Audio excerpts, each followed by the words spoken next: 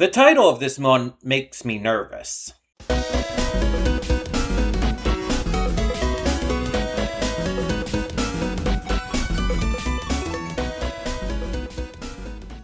Before we get to today's video, I want to take a moment to talk about Patreon.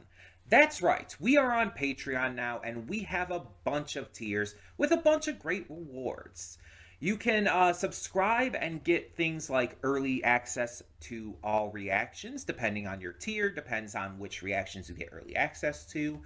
You can vote on polls exclusive to patrons that will help determine future reaction series and more. You will get to just have various choices in terms of like getting to choose future reactions I react to, getting to choose first impressions I check out, all kinds of different rewards, and possibly more coming in the future. We're still new at this. We're still figuring things out. It's a process. It's a process. But we have multiple tiers, so whatever you would be able to donate, if you're able and willing to donate, is appreciated. It helps me out, it helps the channel out, it helps us grow. It's going to help just, standardly. It's just something new to check out. Plus, if you like getting the reactions early, that's also a plus. But it is optional. If you're unable to do it, that's completely fine. All reactions will come to YouTube just a little bit later, a week later or so. So that all being said, thank you as always so much, and let's get on with today's video. And with that being said, hey everyone, welcome to Princess Gay. I'm your host Connie, and today we are here with my blind reaction to Cruel Instruction, another movie for Venom's Movie Week. For those of you who are just tuning in and don't know what's going on, at the end of every month we do a monthly movie week, where instead of just having 2 movies on Saturday and Sunday like we normally have every other week, we have movies Monday through Friday. And this week's movies are specially chosen by Venom, one of our longtime subscribers and donators, who recently was a big contributor to helping me get my new laptop to be able to continue putting out videos for you all. So as a thanks, Venom is being allowed to choose all of the movies for this month's movie week. And today we have Cruel Instruction. As I said in the cold open, this title concerns me. It's one of those titles that just sounds like it's going to be a bad time. Venom, you are known for donating movies that can be pretty heavy.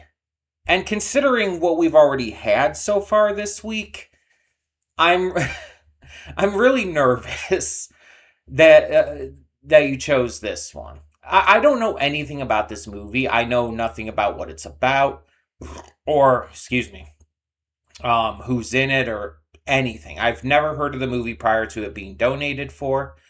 So, I have nothing to go on here. But the title, Cruel Instruction, could mean a number of things. Like, cruel is obviously pretty understandable, but the instruction part, like, that could reference parents, teachers, a lot of different things. And there's a lot of, like, theories and guesses I could come up with as to, like, what this could be about, but honestly, I don't really want to think about it too much until we get into the movie, and then this will probably be one of those movies that really either fucks me up and or depresses me. So that's fun. You really chose to come out swinging with this week, giving some heavy movies right off the bat, and then just keep going with them. Though I guess I guess yesterday's wasn't as bad. It wasn't, like, comparably, like, as bad as Straw was. But Code 3 did have some very heavy stuff in it. It did have some very upsetting stuff. It was just, it was presented in a more lighthearted way, to where it was able to make you able to handle it better. But when the movie is called Cruel Instruction, I don't have that hope. I guess the only way to really find out, though, is to get this going. So I think we should just check this out and find out for ourselves. Let's get into it.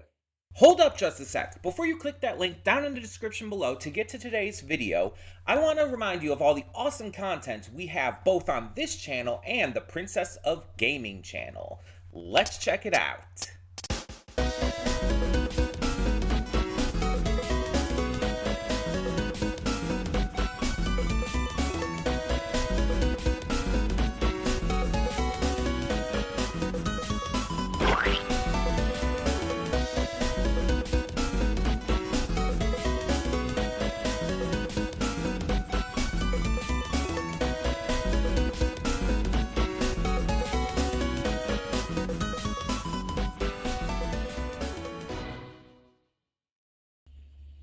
Welcome to the Afterthoughts. We'll begin with spoilers in 3, 2, 1, now. So, I feel like there's a number of reasons you chose for me to check this out, Venom. Obviously, the stuff with, like, mental health and, queerness, even if that was, like, very minor to the overall story. And on top of it, I feel like you also chose this because the counselor was Miss Connie. It's like, come on. But yeah, there's a lot of things with this, and it's like, outside of like a couple scenes, it wasn't as, fortunately, wasn't as intense as other stuff we've watched on the channel. We've seen worse. And this could have absolutely been worse. Because, let's be completely honest, this felt very, for lack of a better word, sanitized. Like, yeah, these girls were being, like, mistreated, abused, and, like, you know, not believed to the point where Amanda almost died. Another girl, when they first got there, had her head slammed into the ground, like, really hard. And just, you know, the constant, you know, practically emotional torture that they were going through. And all of that is obviously bad. But there's only really two moments that were, like, really, really, really heavy in how they were, you know, presented. And that was obviously the moment where Kayla tried to kill herself. Obviously being, like, very sudden and shocking. It's like, I feel like there's a lot of cases, a lot of things I've seen where it's like, seeing that kind of thing really suddenly has just, like, really fucked me up. An example I could go to is the first time I was playing through Doki Doki Literature Club on stream.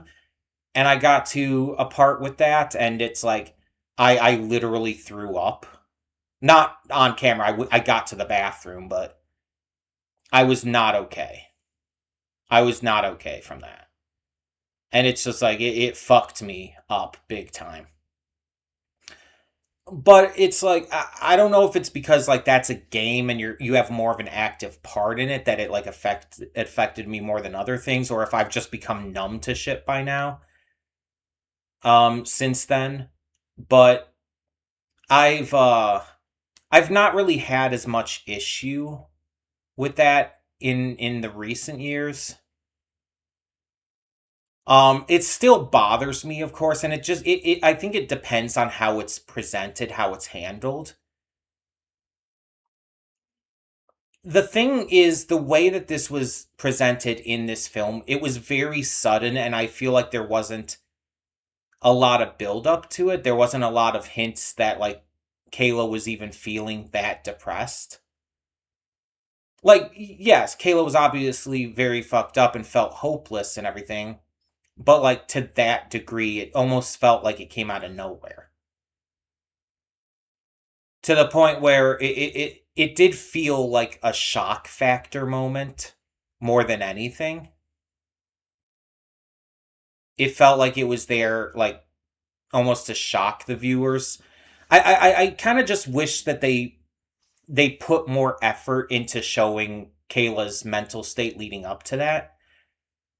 That they made it more clear how badly, like, messed up she was, how emotionally destroyed she had become, especially by, her crush being moved out of her unit and everything. Um, I think it would have been, it would have hit harder. Um, I was actually more upset by Miss Connie's reaction to it. And, like, saying Kayla was just trying to get attention. That shit pissed me off. But, like, the actual, like, attempt itself, it's like, I don't know. It didn't click with me as hard as I feel like it could have. And as someone who has attempted suicide, I, again, I don't know if I've become numb to things. I don't know if it's just because of the way it was presented, but I feel like it really should have hit me harder than it did. Um, I feel the second part that was really heavy was, of course, Amanda practically dying and Kayla trying to get the call out and succeeding enough to get Amanda's mom to actually, care. um it was well done. That scene was better done because that scene, like, was actually built up to quite a lot. We've seen Kayla, or not Kayla, Amanda coughing at multiple points uncontrollably, and it's gotten worse over time. So like when Kayla's trying to call her mom and she's, dying and has to go to the hospital, it's a much bigger deal. And I'm talking specifically before she goes to the hospital, the scene at night where she's, like, just literally dying on the floor, and they're, like, acting as if she just has a slight fever, and they're putting her in the shower to try to bring her fever down and shit. And it's like, what the fuck are you doing? And then Miss Connie, after the fact, also, blaming her staff, even though they literally told her she was getting sick, and and Connie just didn't listen. So it's like, yeah. But other than moments like that, it's like, I feel like they really did sanitize this a little bit. Like, I've heard horror stories of some of these facilities and the kind of stuff they do. With the warning at the beginning, I was worried that the sexual assault aspect that was going to be gone into was the workers there assaulting one or more of the girls. I'm glad it didn't go into that, and it was just like a therapy testimonial from one of the girls about something that happened in the past. It was still fucked. It was still, like, upsetting, and especially the way people were reacting to it. Of course, it's made clear that they were just, like, going along with things and they didn't actually believe that stuff. But the entire victim shaming shit, like, really pissed me off as someone who's also been sexually assaulted. It's like, the entire idea of telling a girl that the way she dresses or, like, the way she acts is the cause for her being sexually assaulted is fucked beyond a reason. It's so aggressively bad. There's no getting around it. It's just evil to say something like that. Um, I'm glad that it didn't, like, devolve into any of the workers or anything actually assaulting any of the girls. But in reality, I've heard stories of that happening. And just like in this movie, a lot of times they'll literally lie to the parents about what they're doing there and about everything. And they'll, like, tell the parents, they'll gaslight the parents into believing that the kids would lie if they tried to tell them anything. All of this kind of stuff, how this was run and everything, is very accurate to stories I've heard from people who have been through this. And it's not just with, like, this kind of specific treatment facility. It's the same thing with homosexual conversion camps and just the like in general. Anything kind of like that. And I talked early on about how these kind of places are just, bad for, a kid's growth and social like health as it is. It really fucks them up in just that way, but especially when these places are this bad. And not all of them are, of course. There are some places like this that are genuinely good and trying to do good. But a lot of them, unfortunately, are based on like pseudosciences and stuff. It kind of like what it says at the end here. Let me see if I can get that. I'll mute it so that we don't get any copyright issues. But what exactly did it say? Yeah, often their practices are not evidence-based, and in many cases they are abusive. As a result, many people end up with PTSD and anxiety that can last a lifetime. Yeah, because a lot of it is just based on, like, just bullshit, like, false studies and, um, in today's day and age, stuff they read online and shit. And the fact that they're under or unregulated and not really like being like watched as much as they need to be is just really fucked, because it's like any kind of center or camp or treatment house like this needs to have very strict like government and medical like regulatory like watching. I don't know how else to put it. But it has to have people watching them and checking in on them and like actually doing a deep like view of what this place is doing. And they should be like, and it should also be like unscheduled so they can't plan for it. Because if you give them time to plan for it, they'll fake it and they'll threaten the kids into faking things too. They have to not know you're coming so that they can't like plan ahead of time and so that they can see in a genuine sense what this place is like. And again, this has to be regulated by both like medical facilities that would, should be in charge, mental health facilities that should be in charge of these kind of places, but also, government regulations that make sure that these kind of places are being, run on the up and up. Unfortunately, it's often not the case. They're, again, often underregulated. And like it said, oftentimes it can lead to these kids, once they quote unquote graduate out, it can lead to them having extreme PTSD and trauma that destroys them for the rest of their lives. And in a lot of cases, it makes their lives actively worse, because in cases like this where it is like centered around their mental health and everything as well, if they do have like these mental issues, it can lead to them like actively not knowing how to handle them and being so much worse for wear in the real world, because they don't know how to actually, deal with their mental disorders in a real situation. The entire kind of ideology of like, oh, you don't do anything unless I say, and you listen to all my rules 100% or you get punished. That's like not even like a valid real world strategy to try and teach these kids. It's so fucked on so many levels. It's not even valid. It's not a valid strategy. Because yes, the real world does have rules. There's going to be rules and laws that people will have to face once becoming adults. Sure.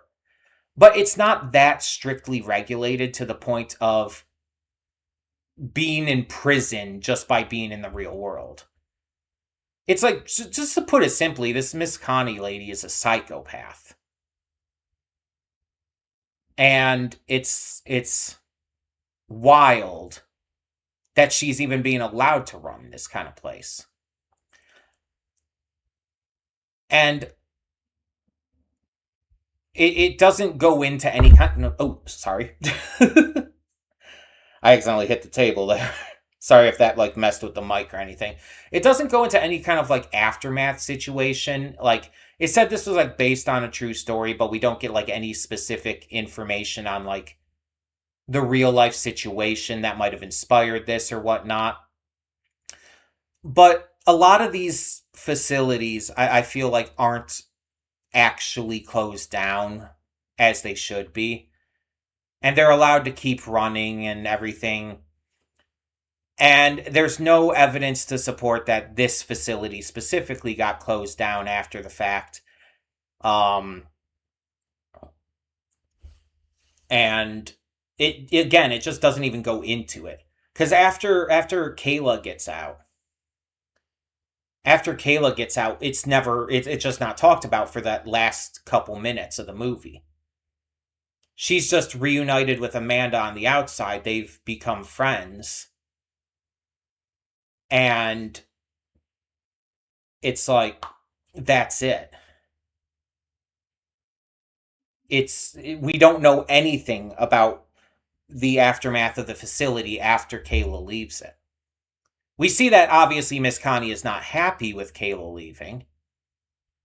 Just as she clearly wasn't happy with Amanda not being allowed to go back by her mother taking her out.